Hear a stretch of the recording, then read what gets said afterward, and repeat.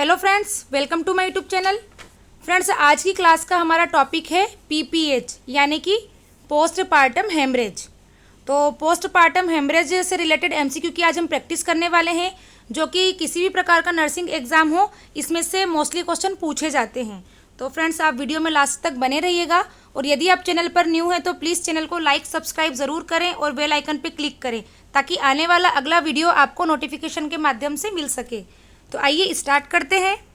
Question number first है, major complication in third stage of labour is.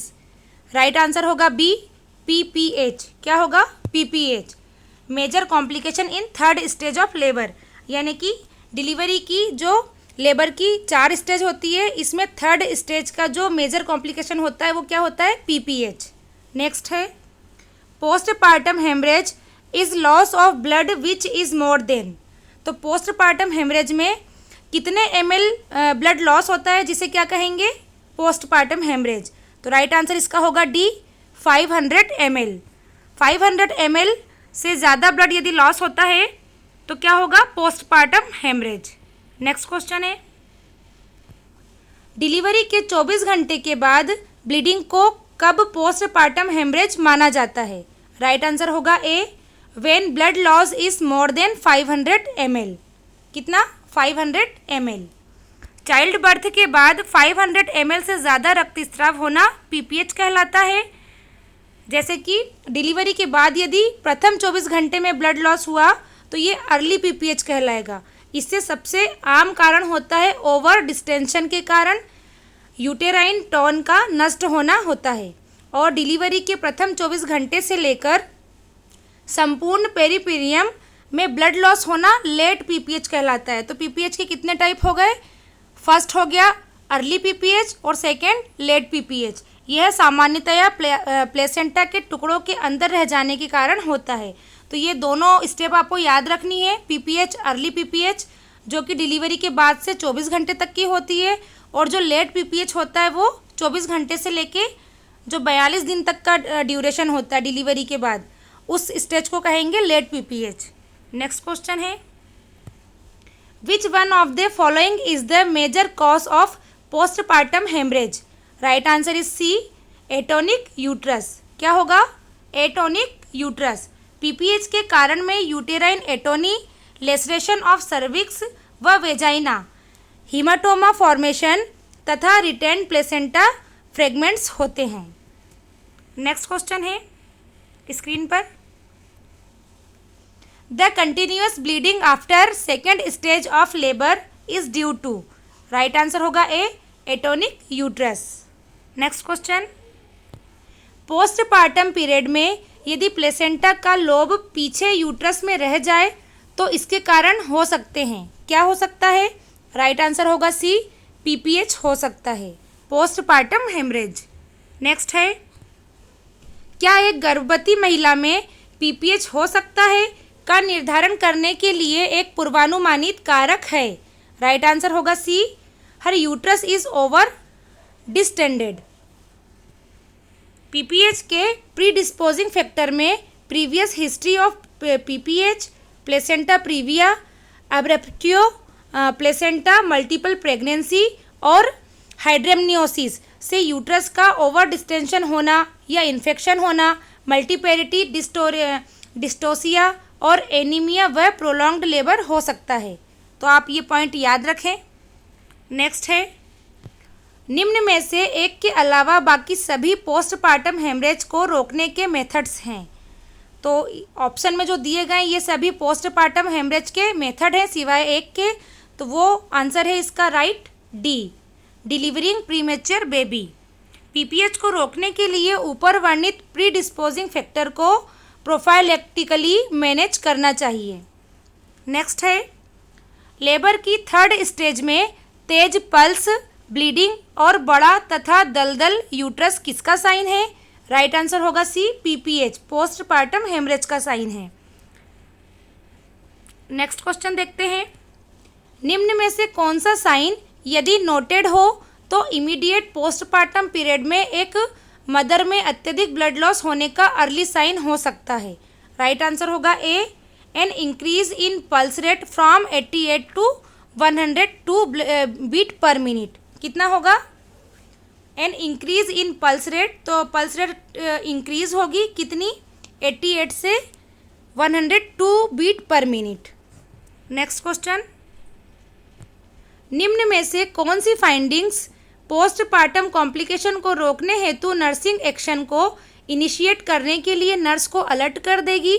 Right answer होगा इसका B, BP is 90/50 mmHg 2 hours after delivery. Next question है, management of atonic PPH is, right answer is D, all of the above, यानी कि uterine massage, use of ecbolic, और option number C है bimanual compression. तो right answer इसका होगा D, all of the above. Next question है, which of this action is not appropriate for a mother with early PPH? Right answer is B, check pad count, यानी कि उसके जो paid change होंगे उनको हमें काउंट करना है। नेक्स्ट है, रुके हुए प्लेसेंटा के टुकड़ों के कारण मुख्य गंभीर जटिलता क्या हो सकती है?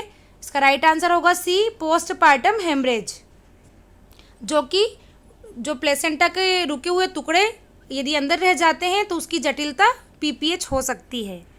नेक्स्ट क्वेश्चन है, पीपीएच के बाद की जाने वाली मैटरनल ऑब्जर्वेशन क्या है? राइट आंसर होगा ए, बी और सी, यानी कि ऑप्शन नंबर ए, बी और सी देख लेते हैं हम one by one. Estimate the total volume of blood test, second है record pulse and temperature every 15 minutes, और सी है monitor the central venous pressure. तो राइट आंसर इसका हो जाएगा A, B and C. IV fluid देना व blood transfusion करने की आवश्यकता ब्लड लॉस की मात्रा पर निर्भर होती है। इंपॉर्टेंट पॉइंट फ्रेंड्स हम आपको इसीलिए बताते हैं कि आपको और अच्छे से समझ में आए। नेक्स्ट क्वेश्चन है, निम्न में से कौन सी पीपीएच की एक दूरगामी जटिलता है? राइट आंसर होगा इसका डी, शेंस सिंड्रोम। पीपीएच के तुरंत बाद होने वाली जटिलताओं में शॉक या ट्रांसफ्यूजन रिएक्शन और प्यूरिपेरल सेप्सिस या पल्मोनरी एम्बोलिज्म और थ्रोम्बोफ्लेबिटिस होती हैं, और पीपीएच की दूरगामी जटिलताओं में शेंस सिंड्रोम व डायबिटीज मेलाइटस होती है। तो शेंस सिंड्रोम क्या होता है? पोस्टपार्टम शॉक या हेमरेज के बाद पिट्यूटरी में इन्फ्रेक्ट होने के कारण हाइपोपिट्यूटरिज्म होना होता है। तो आप याद रखें शेंस सिंड्रोम। नेक्स्ट है, पोस्टपार्टम इन्फेक्शन का एक विशिष्ट क्लिनिकल मैनिफेस्टेशन है।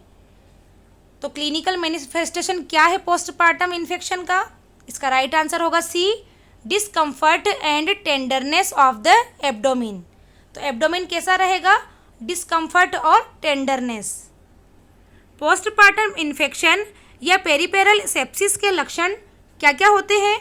जैसे कि फीवर, चिल्स, ट्रेकिकार्डिया और एब्डोमिनल टेंडरनेस या पेन हो सकते हैं, एवं गहरा लाल लोकिया जो कि 1 से 4 दिन तक रहता है, एवं लोकिया एल्बा जो 10 से 15 दिन तक रहता है, और पोस्टपार्टम पीरियड में ये सामान्य होते हैं।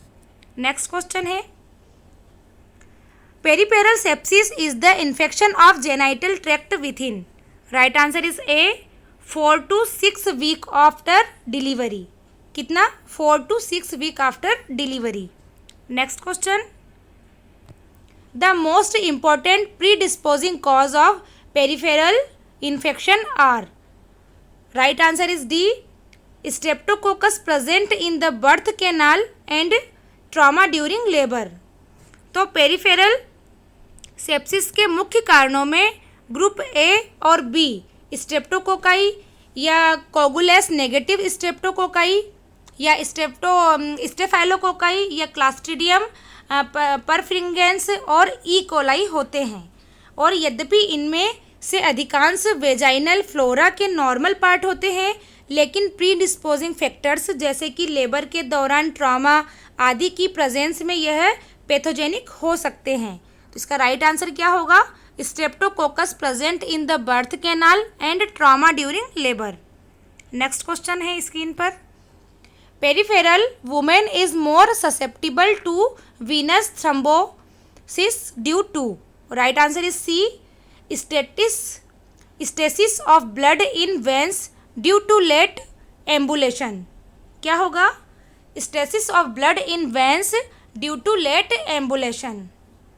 नेक्स्ट क्वेश्चन है, एक माँ दूसरे पोस्टनेटल दिन में राइट लेग में पेन की शिकायत करती है, तो नर्स का शुरुआती रिस्पॉन्स क्या होगा? Right answer is B, place mother on bed rest and notify physician. क्या होगा? Place mother on bed rest and notify physician. जन्म के बाद दूसरे दिन पैर में दर्द थ्रम्बोफेलिबाइटिस के कारण हो सकता है, और यदि यह अपने स्थान से हट जाए तो इसके कारण पल्मोनरी एम्बोलिज्म भी हो सकता है। इसलिए बेड रेस्ट देते हुए फिजिशियन को सूचित करना जरूरी है और करना चाहिए। नेक्स्ट क्वेश्चन है, failure of uterus to return to its normal size is, right answer is B, subinvolution. क्या होगा? सब इन्वोल्यूशन। सब इन्वोल्यूशन से मतलब यूट्रस का चाइल्ड बर्थ के बाद पुनः नॉर्मल साइज में नहीं आ पाना क्या कहलाता है? सब इन्वोल्यूशन। तो ये टर्म आप याद रखें। नेक्स्ट क्वेश्चन है, एक नर्स कई मदर बेबी के जोड़ों की केयर कर रही है और प्रत्येक जोड़ों की केयर की प्लानिंग करते समय निम्न में से कौन सी मदर में नर्स जन्म के बाद होने वाले अधिक तेज होने का अनुमान लगा सकती है? तो अधिक तेज होने वाले दर्द का अनुमान लगा सकती है। इसका राइट आंसर होगा B, gravida third para third patient who is breast feeding her infant. तो कौन सी महिला जिसका ग्रेविडा थर्ड और para third patient who is breast feeding her infant. स्तनपान से बर्थ के बाद होने वाले पेन, आफ्टर बर्थ पेन बढ़ जाते हैं। क्यों? क्योंकि नवजात के सकलिंग करने से ऑक्सीटोसिन का स्राव बढ़ जाता है। जो हार्मोन सीक्रेट होता है ऑक्सीटोसिन, उसका क्या रहेगा? उसका स्राव बढ़ जाता है, सीक्रेशन ज़्यादा होने लगता है। और मल्टीपेरस या एक से अधिक बार बच्चा पैदा करना जो पैरिटी थर्ड कहलाती है, उन महिलाओं में भी आफ्टर बर्थ पेन की संभावना ज़्यादा होती है। नेक्स्ट क्वेश्चन है, फ्रेंड्स हमारा वीडियो लंबा हो सकता है लेकिन आपके लिए ये क्वेश्चन मोस्ट इम्पॉर्टेंट क्वेश्चन है, तो आप वीडियो को लास्ट तक देखें और सारे क्वेश्चन अटेंड करें। तो स्क्रीन पर नेक्स्ट क्वेश्चन है, वेजाइनल डिलीवरी के 6 घंटे बाद नर्स एक प्राइमी पैरा में एपिजियोटमी से दाहिने और एक सूजे हुए लाल रंग के स्वैलेन स्केमोस्ड एरिया को असिस्ट करती है। आगे नर्स को निम्न में से क्या करना चाहिए? Right answer is A, apply an ice pack to the perineal area. तो जो पेरिनियल एरिया होता है उस पर आइस पैक को अप्लाई करना है। नेक्स्ट क्वेश्चन है, vaginal hysterectomy is done for, right answer is B, uterus prolapse. क्या होगा? Uterus prolapse. वेजाइना के द्वारा शल्य क्रिया से यूट्रस को निकालना वेजाइनल हिस्टेरेक्टोमी कहलाता है। क्या कहलाता है?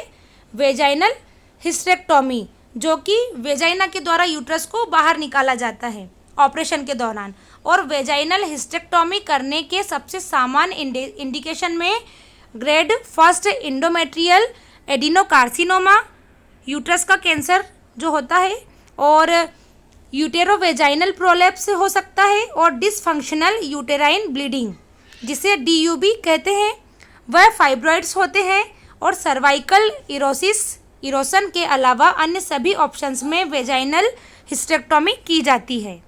नेक्स्ट क्वेश्चन है, एक क्लाइंट हिस्टेरेक्टोमी होने के बाद सेक्सुअल एक्टिविटी को पुनः कब शुरू करने के बारे में नर्स से पूछता है, तो बेस्ट रिस्पॉन्स क्या होगा?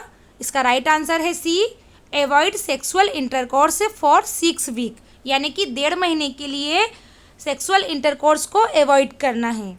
नेक्स्ट क्वेश्चन है, एक वुमेन को डिलीवरी के समय मिडलाइन एपिजियोटमी हुई है। एपिजियोटमी का प्राइमरी पर्पस होता है, तो क्या होता है? इसका राइट आंसर होगा B, enlarge the vaginal opening. Perineum में स्पॉन्टेनियस लेसरेशन को रोकने या फीटल इंट्राक्रेनियल इंजुरीज को कम करने एवं डिलीवरी को आसान करने हेतु वेजाइनल ओपनिंग को बढ़ाने हेतु प्रसव की सेकेंड स्टेज के अंत में क्या किया जाता है? पेरिनियम पर चीरा लगाने को एपिजियोटमी कहा जाता है। नेक्स्ट क्वेश्चन है, episiotomy is best done and commonly practised in. Right answer is C, mediolaterally. क्या रहेगा? मीडियोलेटरली। तो इपिजियोटमी निम्न प्रकार से होती है, जैसे कि आप स्क्रीन पर देख सकते हैं। ये मोस्ट इंपॉर्टेंट पॉइंट है फ्रेंड्स, तो हम देख लेते हैं। फर्स्ट है जैसे कि मीडियोलेटरल, ये सबसे आम इपिजियोटमी होती है और इसमें चीरा फॉर्चेट के मिड पॉइंट यानी कि एनस से 2.5 दूरी पर मिड पॉइंट से डाउनवर्ड या आउटवर्ड की ओर देते हैं, जिसे मीडियोलेटरल कहते हैं। और मेडियन, जिसमें क्या करते हैं, इसमें फॉर्चेट से सेंटर से एनस की और चीरा लगाया जाता है और इसमें एनल स्फिंक्टर को इंजुरी होने की रिस्क भी होती है। और नेक्स्ट है लेटरल, जिसमें फॉर्चेट से सेंट्रल से 1 सेंटीमीटर दाईं या बाईं ओर चीरा लगाया जाता है और इसमें बार्थोलिन्स ग्लैंड की इंजुरी होने की संभावना ज़्यादा होती है, रिस्की होती है। और नेक्स्ट है जे शेप्ड, इसमें चीरा फॉर्चेट के मध्य से शुरू होता है और उसके बाद 1.5 सेंटीमीटर एनस की ओर, फिर डाउनवर्ड एवं आउटवर्ड की ओर 5 या 7 o'clock की पोजीशन पर चीरा लगाते हैं और इसे सबसे अधिक प्रयोग में नहीं लिया जाता। तो ये 4 पॉइंट आप याद रखें। नेक्स्ट है, डिलीवरी के समय वेजाइनल आउटलेट को एनलार्ज करने के लिए पेरिनियम में लगाया गया इंसिजन क्या है? राइट आंसर होगा बी, इपिजियोटमी। क्या रहेगा? इपिजियोटमी। नेक्स्ट है, a surgical planned incision on perineum is. Right answer is C, episiotomy. A surgical planned incision on perineum is, तो क्या कहलाएगा? इपिजियोटमी। नेक्स्ट क्वेश्चन है, इपिजियोटमी से निम्न कौन सी कॉम्प्लिकेशन होने की संभावना है या संभव है? Right answer is C, prolonged dyspareunia. क्या रहेगा? प्रोलॉन्ग्ड डिस्पेरिन्यूरिया। इपिजियोटमी से तुरंत होने वाली कॉम्प्लिकेशंस में चीरा का रेक्टम तक बढ़ जाना या वल्वल हिमाटोमा इन्फेक्शन और वुंड डिहेसिसेंस होना होता है। और इपिजियोटमी से बहुत समय बाद होने वाली कॉम्प्लिकेशंस में डिस्पेरिन्यूरिया या चेंजेस ऑफ पेरिनियल लेसरेशन एवं स्कार एंडोमेट्रियोसिस होना होता है। नेक्स्ट क्वेश्चन है, मैटरनल या फीटल कॉम्प्लिकेशन होने पर केबल लेबर की सेकेंड स्टेज के समय को कम करने के लिए फॉरसेप्स डिलीवरी का उपयोग करना क्या कहलाता है? इसका राइट आंसर होगा ए, प्रोफाइलेक्टिक फॉरसेप। क्या कहलाता है? Prophylactic forceps. प्रोफाइलेक्टिक फॉरसेप या इलेक्टिव फॉरसेप्स से तात्पर्य है कि किसी कॉम्प्लिकेशन की संभावना होने पर लेबर की सेकेंड स्टेज को छोटा करने के लिए फॉरसेप का प्रयोग करना होता है। और ट्रायल्ड फॉरसेप से तात्पर्य होता है कि संभावित मिड पेल्विक कॉन्ट्रैक्शन में फॉरसेप का प्रयोग करना होता है। एवं फेल्ड फॉरसेप से तात्पर्य क्या होता है कि बिना किसी महत्वपूर्ण नतीजे के या प्रोसेस को जल्दी करने में असफल होने पर इस फॉरसेप का प्रयोग करना होता है। तो फ्रेंड्स, रिमेनिंग क्वेश्चन हम अगले वीडियो में कवर करेंगे। तो मिलते हैं अगले वीडियो में। Thanks for watching, like and subscribe.